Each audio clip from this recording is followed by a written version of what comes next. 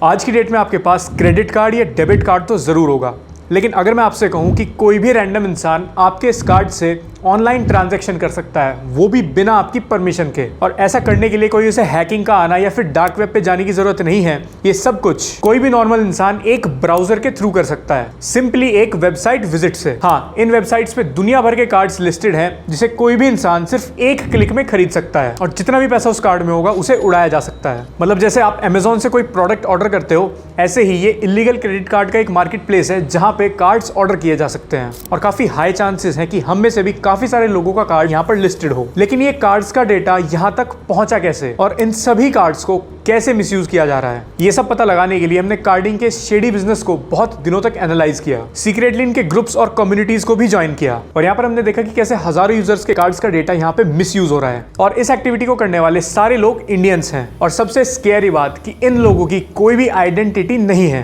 But हमने बहुत सारा समय यहाँ पर बिताया और छोटी से छोटी इंफॉर्मेशन निकालने की कोशिश करी, जो कि मेरे हिसाब से आपके लिए जाननी बहुत ज्यादा जरूरी है ताकि आप सिक्योर रह सको। तो सबसे पहले समझते हैं कि इस चीज का मतलब क्या है। जब किसी भी यूजर के क्रेडिट या डेबिट कार्ड से ऑनलाइन ट्रांजैक्शन करी जाए, वो भी बिना उसकी परमिशन के, उसे कहा जाता है कार्डिंग। यानी कि कोई थर्ड पार्टी आपके कार्ड से ट्रांजैक्शन कर ले आपको पता लगे बिना। आई नो तुमने पहले भी कभी ना कभी इस टर्म के बारे में जरूर सुना होगा, लेकिन वो एक्चुअल चीज का 1% भी नहीं है। ये मार्केट कितना बड़ा है उसका अंदाजा इस रिपोर्ट से लगाया जा सकता है। 2021 में इंटरनेट के सबसे बड़े क्रेडिट कार्ड मार्केट प्लेस यूनिसीसी को बैन करा गया। यूनिसीसी एक ऐसा वेबसाइट था जहां पे मिलियंस ऑफ स्टोलन डेबिट और क्रेडिट कार्ड्स का डेटा अवेलेबल था, और यहाँ पर ऑलमोस्ट $358 मिलियन की ट्रांजैक्शन हुई थी। FBI ने इस वेबसाइट को तो शट डाउन कर दिया, लेकिन आज भी इसके बहुत सारे मिरर वेबसाइट्स इंटरनेट पे अवेलेबल हैं, जिनके ऊपर ये स्कैम बहुत ही बड़े स्केल पे चल रहा है। दिसंबर 2022 की नेल्सन की एक रिपोर्ट के अकॉर्डिंग अगले 10 सालों में कार्ड फ्रॉड से होने वाले लॉसेस का नंबर $165 बिलियन होगा, क्योंकि ये जो कार्ड स्कैम्स हैं ये दिन बर दिन बहुत तेजी से बढ़ते जा रहा है। सो ऐसे टाइम में अपने बिजनेस को प्रोटेक्ट करना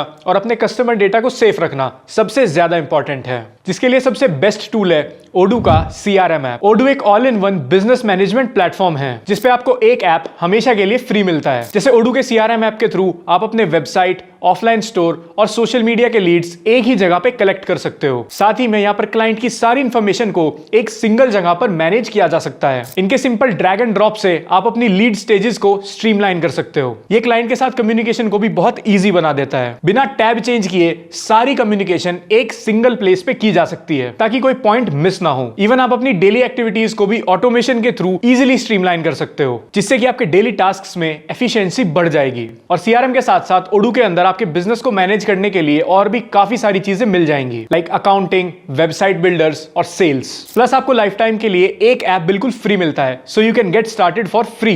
इसका लिंक आपको मेरे डिस्क्रिप्शन में मिल जाएगा, so don't forget to check out Odoo. Now back to the video. और यही सेम चीज हमने खुद भी ऑब्जर्व की जब हमने इनके ग्रुप्स और कम्युनिटीज को ज्वाइन किया। Adidas blue shoes imported from UK, MRP 9900, discounted price 5000। नहीं, मैं बेचने की कोशिश नहीं कर रहा, मैं दिखा रहा कि कार्डिंग के थ्रू इंडिया में क्या क्या रीसेल किया जा रहा।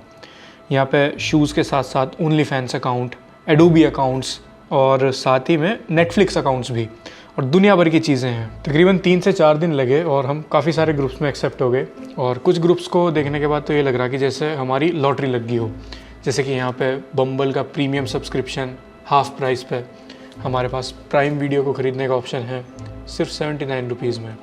लेकिन ज़्यादा खुश होने की ज़रूरत नहीं है, क्योंकि ये सब कुछ हमारे और आपके कार्ड से ही परचेज होके हमें वापस बेचा जाएगा। इससे आगे बढ़ने के लिए मुझे कार्डिंग की उन वेबसाइट्स का एक्सेस चाहिए था जिनके थ्रू कार्ड परचेज करके ये लोग टेलीग्राम ग्रुप्स में ट्रांजैक्शन कर रहे थे। तो एक्सेस लेने के लिए मैंने ग्रुप पे रिक्वेस्ट डाली और मुझे तभी ग्रुप में से एक कॉल आ गई। भाई, इंटरनेट पे कार्डिंग के लिए कौन सी वेबसाइट यूज होती है? भाई यहाँ पर साइट्स तो बहुत ज़्यादा यूज हो गए, मतलब काफ़ी लोग बहुत अलग अलग वेबसाइट यूज़ कर रहे हैं। लेकिन जैसा मैं मैसेज में डाला था कि मेनली तो 2-3 वेबसाइट हम लोग यूज़ करते हैं, और बाकी एंड ये 3 साइट मेनली हम यूज़ करते हैं ज़्यादा, जिसमें से मैं आपको अकाउंट देते हैं।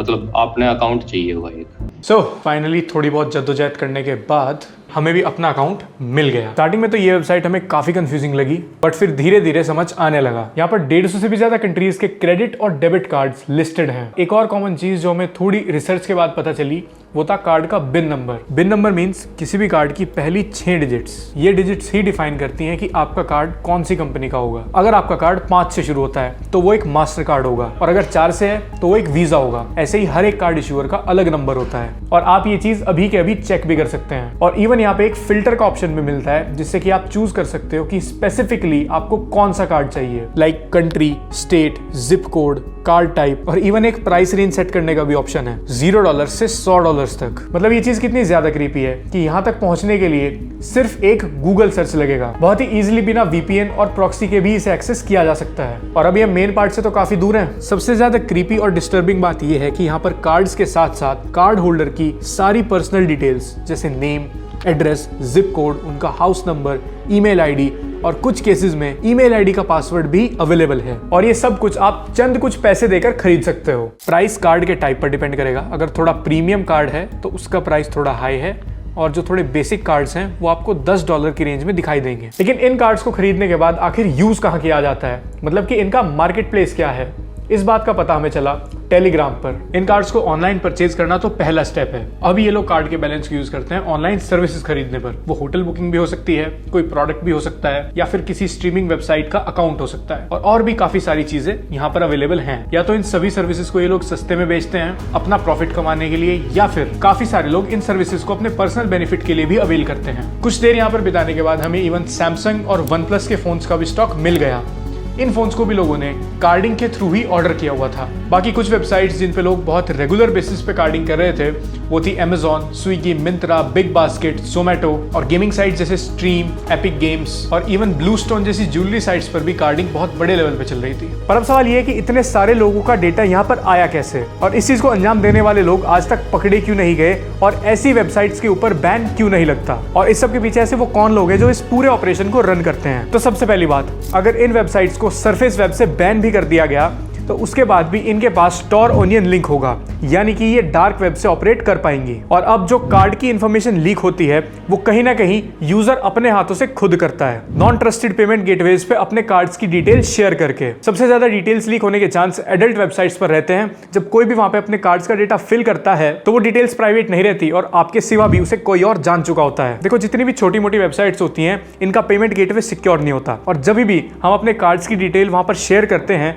तो वो बहुत ईजिली किसी हैकर के हाथों लग जाती हैं, या फिर किसी ऐसे इंसान को मिल जाती हैं जो उसे आगे शेयर कर देता है। तो यही सब करके इनके पास कार्ड्स का एक डेटाबेस कलेक्ट हो जाता है, और ये उन लोगों को बेचा जाता है जो मार्केट प्लेस में सेलर बने बैठे हैं, और ये वही सेलर्स होते हैं जो इन वेबसाइट्स के थ्रू अपने बिजनेस को रन करते हैं। तो इतना सब कुछ देख के लग रहा होगा कि आखिर हम लोग कितने सिक्योर हैं, और सबसे इंपॉर्टेंट चीज कि इस चीज से बचा कैसे जा सकता है। तो उसके लिए आपको समझना होगा कि आखिर क्रेडिट कार्ड और डेबिट कार्ड की सिक्योरिटी काम कैसे करती है। तो अब ऑनलाइन ट्रांजैक्शन सुनने के बाद सबसे पहले दिमाग में ये बात आती है कि अगर मैं कभी ऑनलाइन ट्रांजैक्शन करता हूं अपने क्रेडिट कार्ड या डेबिट कार्ड से तो मेरे से तो OTP पूछा जाता है। तो अगर मेरा कार्ड किसी के पास चला भी गया तो वो बिना OTP के ट्रांजैक्शन कैसे कर लेगा? विदाउट OTP तो ये पॉसिबल ही नहीं है। काफी हद तक बात सही भी है और नहीं भी। इसी चीज को पूरी तरीके से समझते हैं। मेनली कार्ड्स के थ्रू जो पेमेंट्स होती हैं वो 3 तरीके के ऑथेंटिकेशंस को यूज करती हैं, 2D, 3D और AVS। जब भी आप किसी भी साइट से पेमेंट करते हो तो आपका जो ट्रांजैक्शन है वो एक पेमेंट गेटवे के थ्रू प्रोसेस होता है। अभी आपके बैंक और क्रेडिट कार्ड इश्यूअर पर डिपेंड करता है कि वो 2D,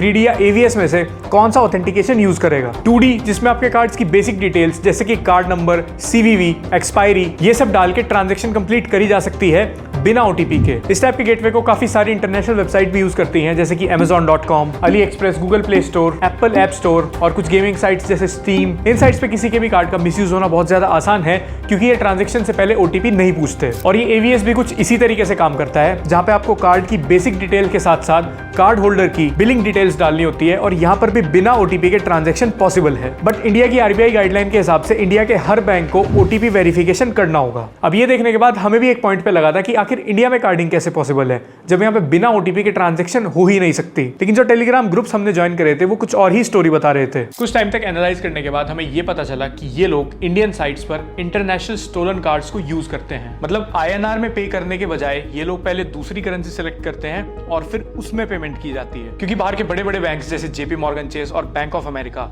आज भी काफी ज्यादा 2D ऑथेंटिकेशन वाले कार्ड्स ही इशू करते हैं। मतलब अगर आपके कार्ड की इंटरनेशनल ट्रांजैक्शन ऑन है तो आपका कार्ड कितना भी 3D सिक्योर हो, उसे आपकी मर्जी के बिना कोई भी इंसान किसी भी इंटरनेशनल साइट पर यूज कर सकता है, भले ही फिर वो उस कार्ड से महंगे एयर जॉर्डन्स खरीदे या फिर आलीशान 5 स्टार होटल्स बुक करे। और अगर फ्यूचर में ऐसा किसी के साथ हो जाए तो वो क्या कर सकता है? आपको अपनी सिक्योरिटी खुद करनी होगी। सबसे पहले अपनी इंटरनेशनल ट्रांजैक्शंस को ऑफ रखो और किसी भी एरी गैरी वेबसाइट पे चेकआउट करते हुए अपने क्रेडिट कार्ड या डेबिट कार्ड की डिटेल्स फिल मत करो। ये बहुत ज्यादा जरूरी है कि आप किसी सिक्योर्ड गेटवे पे ही क्रेडिट कार्ड या डेबिट कार्ड की डिटेल्स भरो। बहुत लोग क्या करते हैं कि वो जाके नोटी गाजियाबाद जैसी वेबसाइट्स पर अपनी कार्ड की डिटेल दे देते हैं और फिर वो लग जाती है डेटा ब्रोकर्स के हाथों में। अब आते हैं सबसे मेन चीज पर। आज हमने इस वीडियो में अब तक जो भी कुछ किया, तुम वो एक्शंस रेप्लिकेट करने की कोशिश कभी भी मत करना। ये सब कुछ हमने इसलिए किया ताकि लोग अवेयर हो सकें और खुद को सिक्योर कर सकें, क्योंकि क्या पता किसी के बैंक में उनकी लाइफ टाइम सेविंग्स हो और जब कोई अपनी मेहनत का पैसा गवा देता है तो बहुत बहुत बुरा फील होता है। तो इसीलिए अगर कोई ये काम करता भी है